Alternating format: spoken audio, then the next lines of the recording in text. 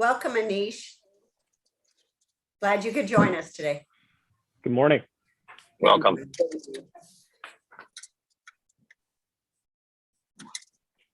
Okay, you are live. Okay.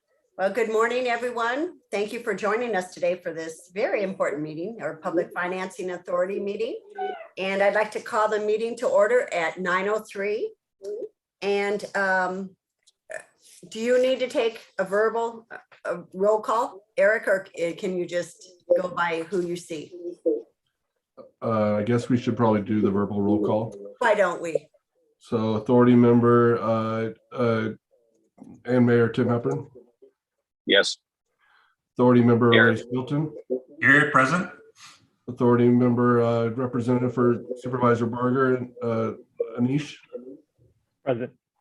and Vice Chair Carter. Present. Okay, we all have the minutes here in front of us, and so we just need approval for both of them, the June 9th, 2021 and September 29th, 2021. Do I have a Motion to approve. Motion to approve. Second. Okay, you want to take a vote, Eric? Sure. We'll start with Ray. Yes. And Tim. Approved. Yeah. A second. Yeah. Tim, Yes. Anish, Yes. and Robin. Yes. Thank you. Okay, let's move on to item number 3. It's declaration of emergency pursuant to Government Code Section 54953. The Public Financing Authority may continue to hold their public meetings via teleconference due to the COVID-19 pandemic by adopting a resolution. Staff has prepared a resolution declaring the need to continue to meet teleconferencing at this time. Bob, would you like to say anything more on this, or would just? No, take it's a just vote? required. You kind of captured it all. It's required by state law if we want to continue to meet for the foreseeable future in this frame. And so we have to take this action at every meeting. We do. Is there any communication that you'd like to talk about, anyone that you'd like to speak on before we take a vote? No? Okay, then let's go ahead and have a motion for this resolution. Motion to approve. I'm sorry. Motion to Tim. approve. Okay, Tim Hepburn made the motion. Ray? I second the motion. Okay. Eric, just take the vote again. Sure. Ray, Yes. Tim, Yes. Anish, Yes. and Robin. Yes. Wonderful. Okay, now we'll move on to item 4, which is pedestrian bridge design update. Staff will present an update to the authority board on the planned pedestrian bridge from the L-Line Station Plaza to the Fairplex campus. Yes, thank you. This will be a fairly brief update. Just recently, the design team have completed the 35% plans. So those have just been submitted to the city this morning for our review, along with the other utility companies, to make sure that everything's still going along the same way that we expect it to go forward. Using this package, the design team will be coordinating with Edison, as well as updating the primary cost estimate. You'll hear, this is not uncommon right now, but Edison is one of the biggest delays in projects moving forward in terms of any kind of public improvements which require their review and permitting. So anytime Edison gets involved, we're kind of at their mercy in terms of their time frame. So that's one thing that this and the next item kind of tie into, is that we have some delays there with Edison. So we'll be working with our contacts to try to make sure we streamline that review on their side, but the design team will be coordinating with them as well. It's expected that the 100% plans will be completed mid-summer of 22. So that's when, in theory, then the package could go out to bid for construction.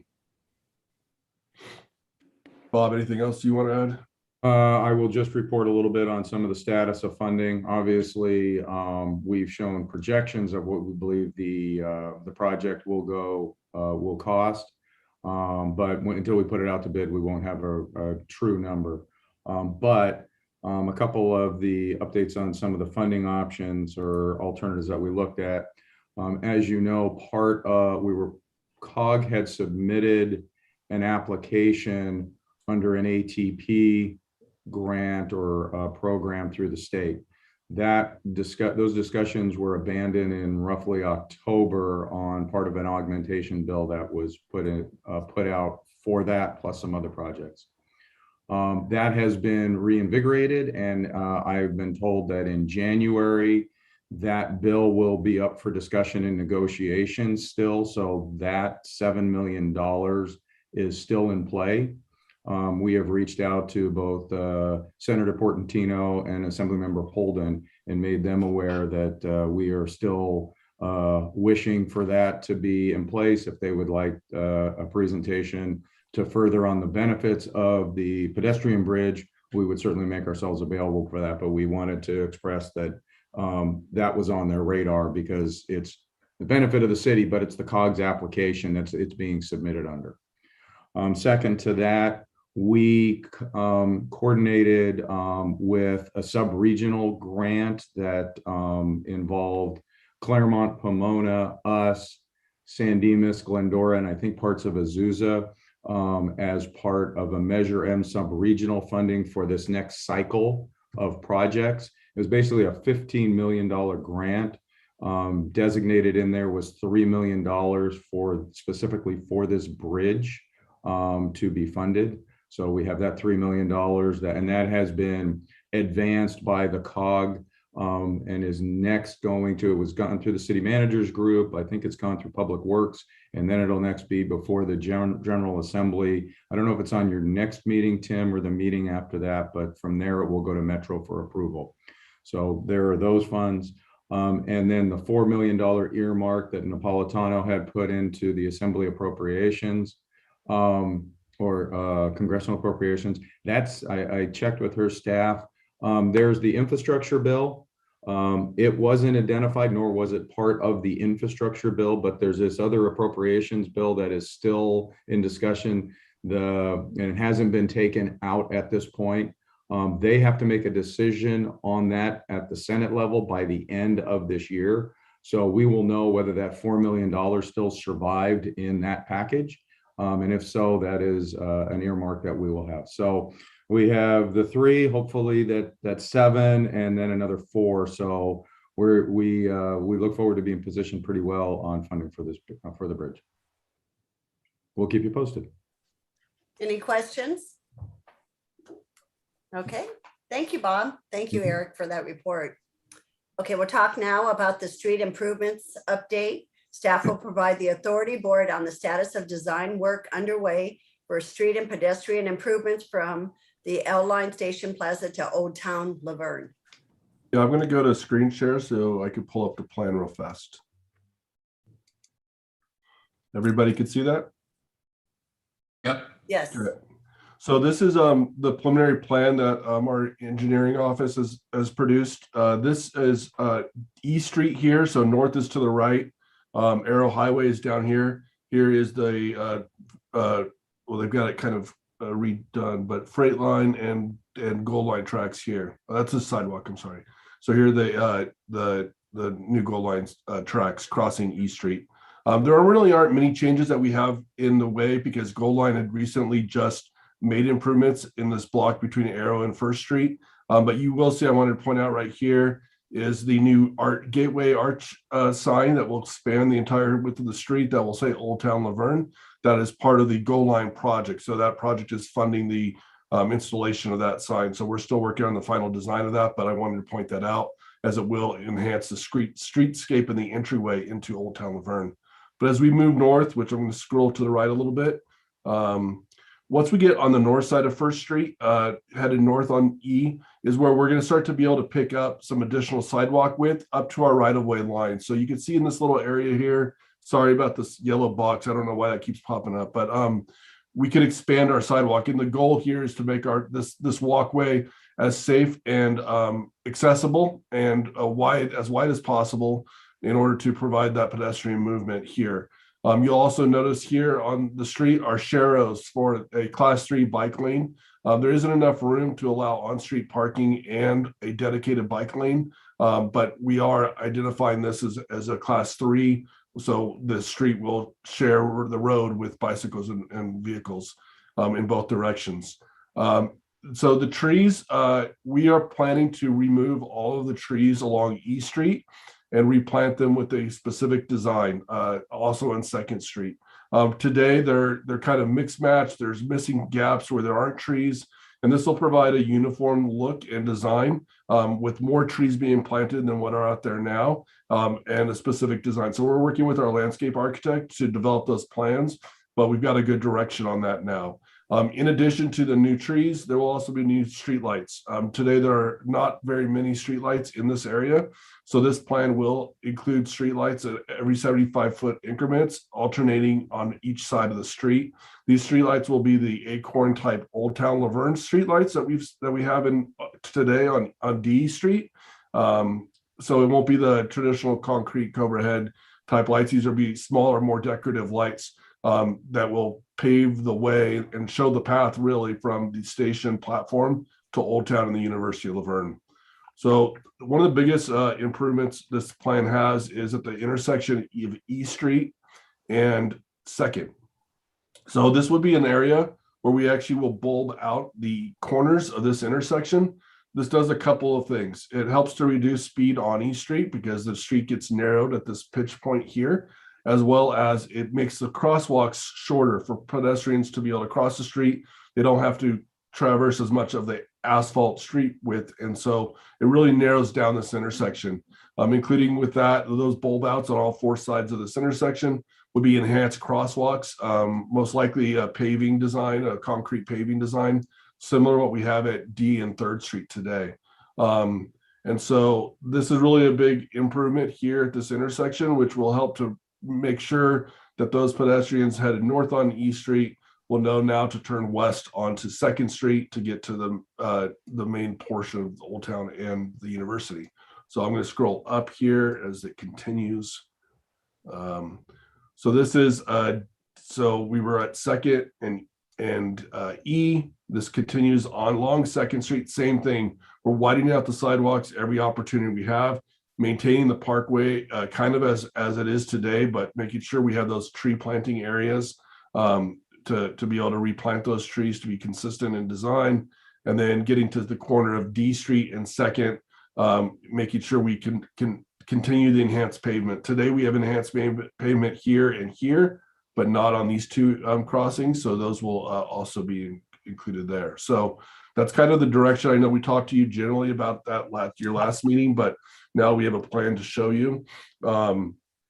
It's expected that the 85% drawings will be done by late January, with anticipated construction costs from $1.2 to $1.3 million. It's expected that the 100% drawings could be done as early as February.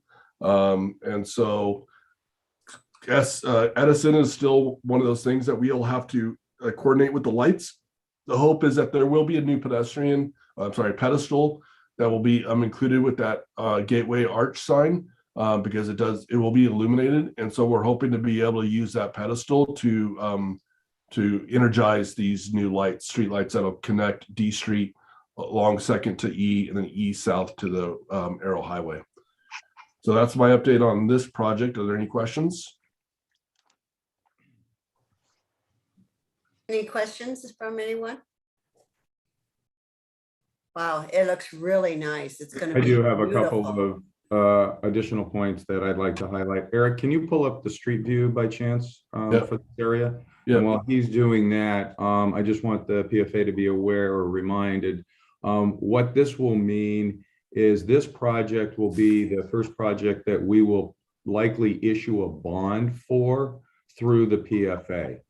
So, but the first step is to find out how much of a bond do we need to issue, right? So that's why we are doing this work in the preliminary sense, trying to get an idea of what it is that we want to see.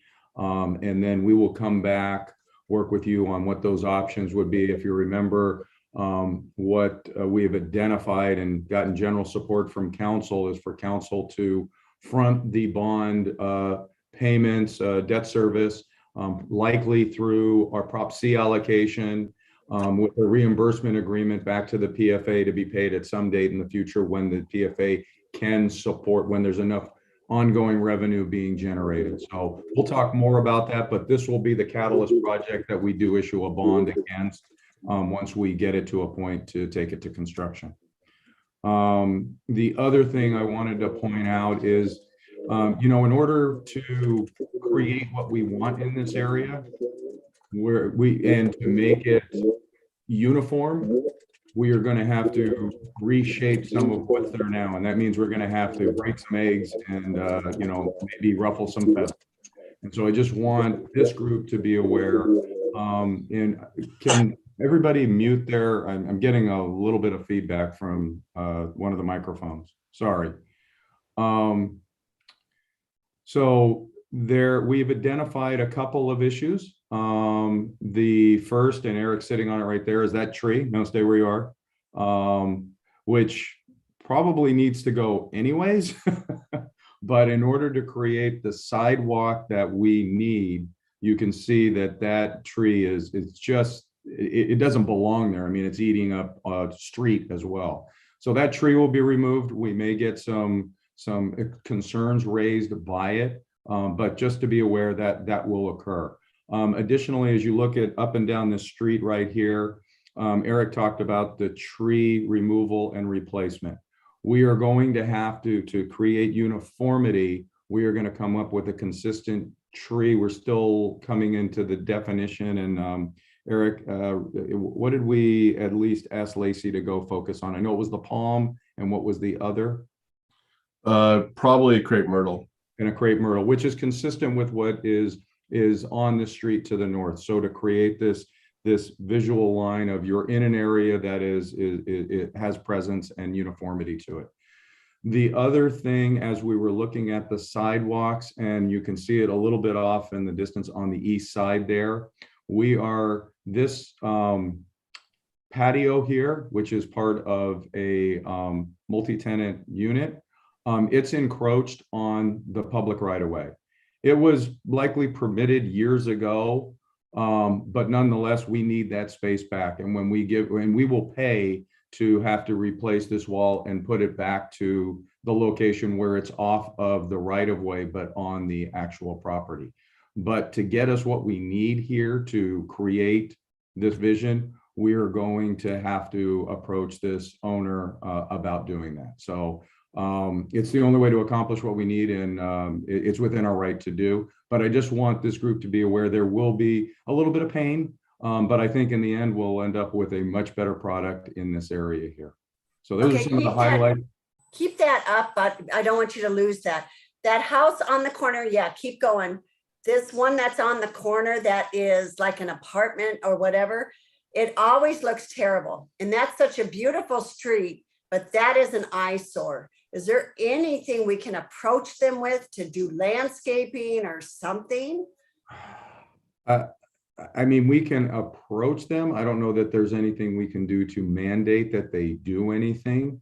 I don't know if there's a way to incentivize it, because that kind of— That's what I was thinking. Yes, some kind of Pandora's box a little bit, but we can certainly look at options, I guess. But nothing that we have as a— Okay.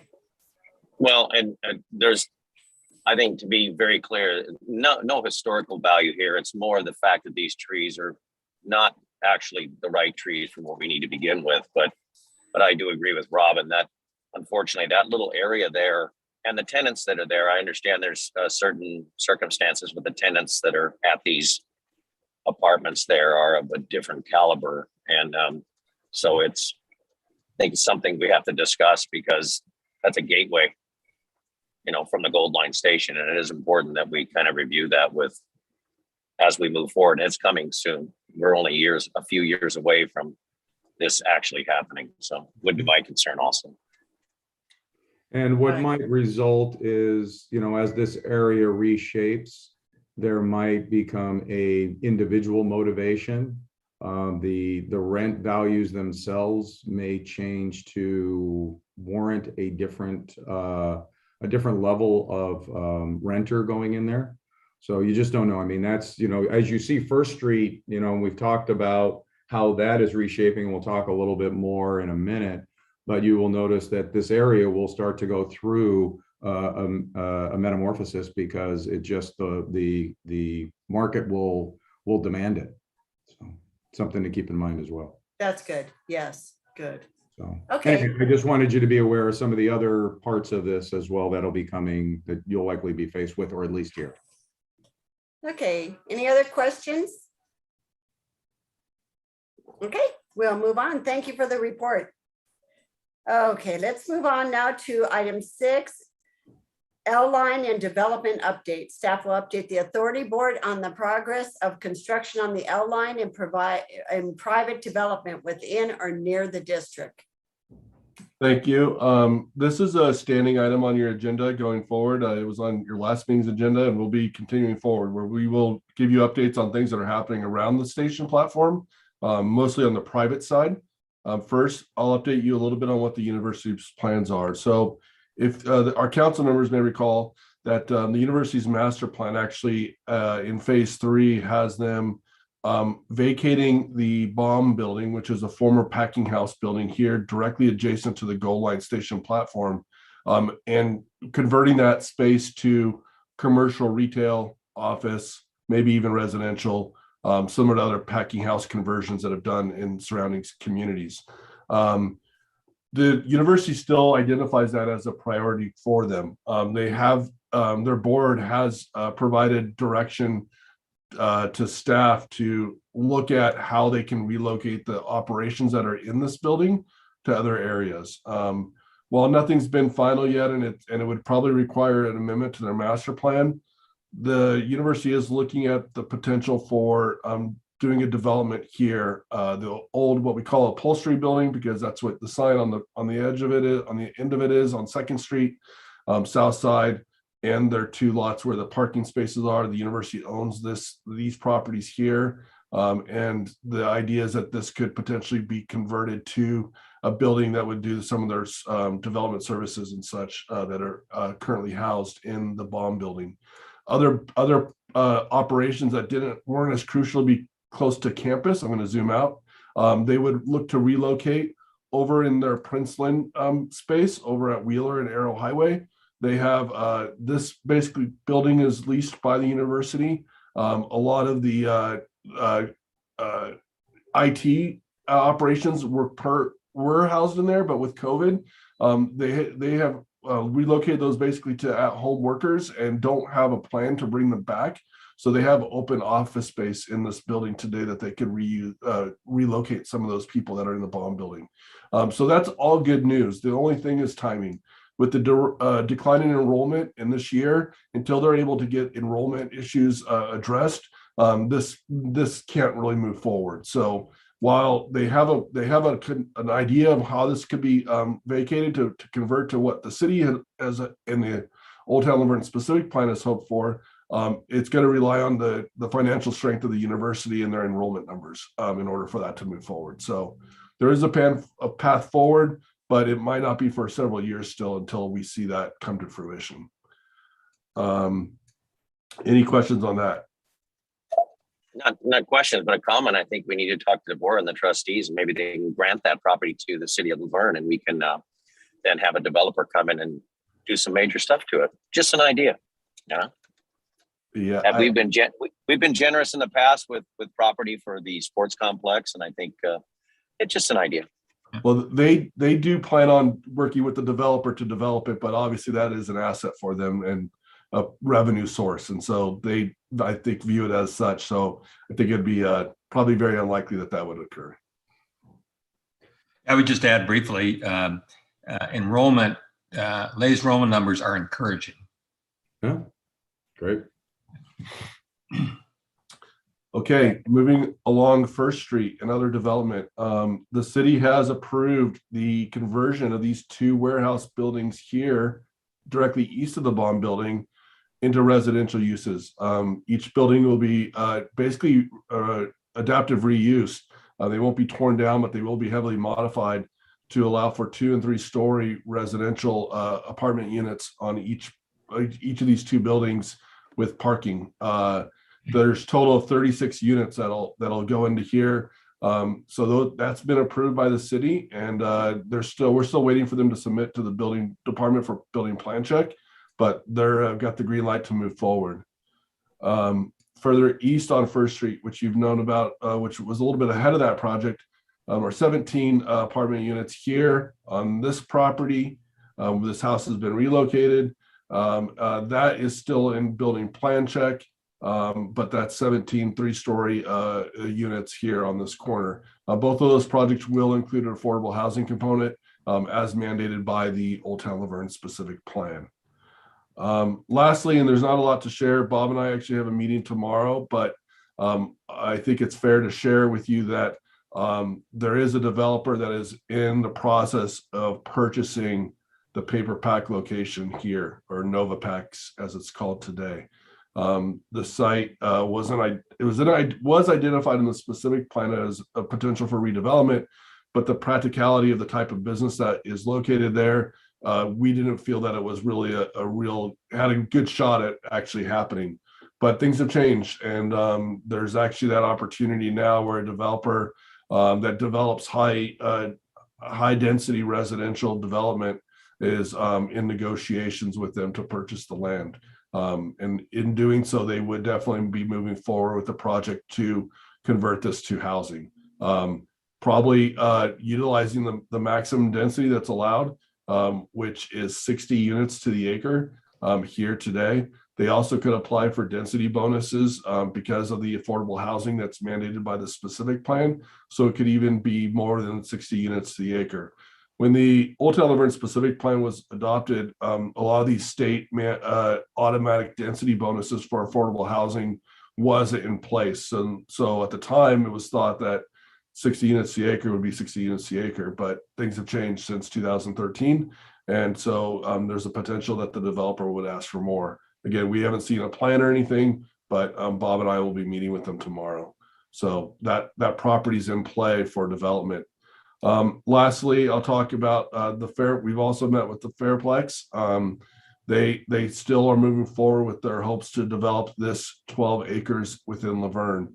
They are still in talks with identifying the specific developer, and I think they're very close to that. And Bob, maybe you know more if they've actually done that yet, but we think we know who it's going to be, and they have very ambitious plans for this property, which definitely align with what our specific plan had hoped for this site, which is good news because previous attempts by the Fairplex to develop the site were lackluster at best in terms of the kind of development that we had anticipated versus what the market was kind of showing for that area. So stay tuned on that. Once we have further drawings and development plans for these projects, we'll definitely be sharing them with the PFA.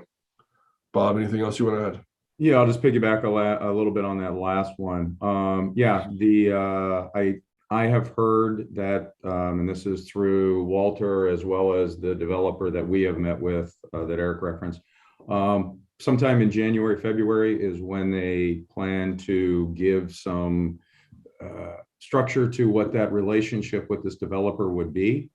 And there's going back to the Paper Pack property and the fact that came into play. They were already motivated, but this has motivated them to accelerate and get ahead. Not that they'd be in competition, but neither property wants to have the leftovers. They both want to identify what their preferred project is and not have to be considering what the other side did so that they're looking at a different market. So very interesting dynamic that is occurring now because this will include a significant portion of housing. The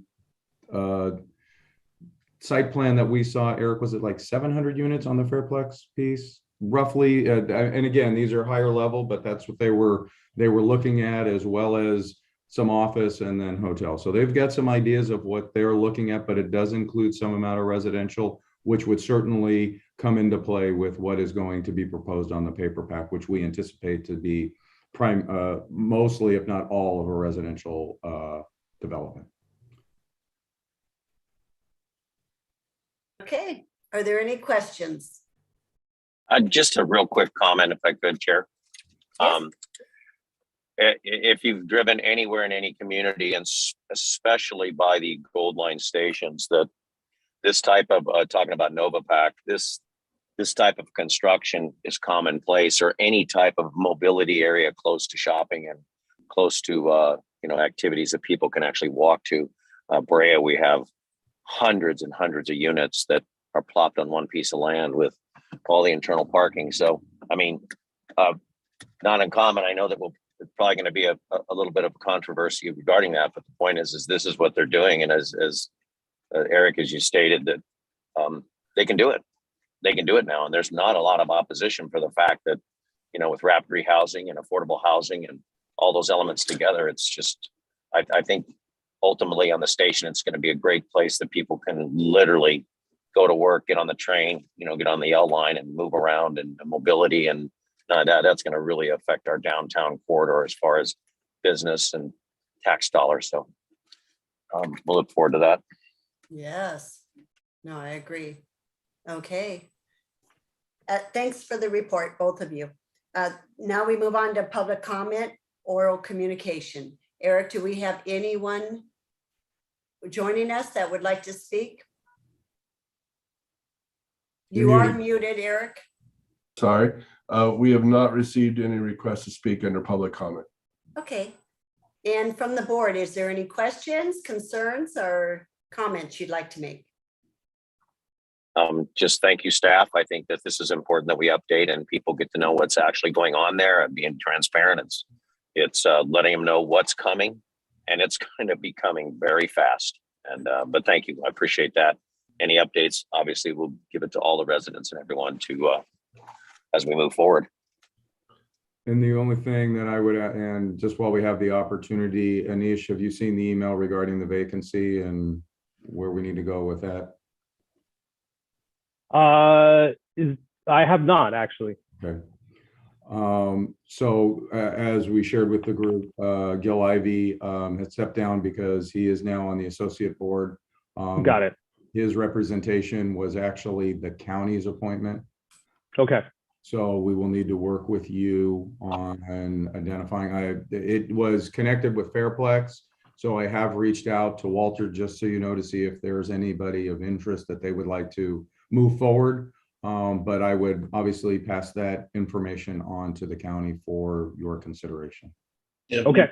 The county board of supervisors has to post a notice of vacancy under the Maddie local employee. Yep. It would have to go through our executive office. Okay. We'll definitely look into that and circle back with you guys shortly. Perfect. Okay, wonderful. Okay, so at this time, we will adjourn the meeting till our next meeting, which would be Wednesday, March 9th, 2022 at 9 a.m. Everybody have a wonderful holiday season, and we'll see you soon. Thank you, Robin. Yes. Thank you. Merry Christmas. Thank you. Happy holidays to all. Thank you. Happy holidays.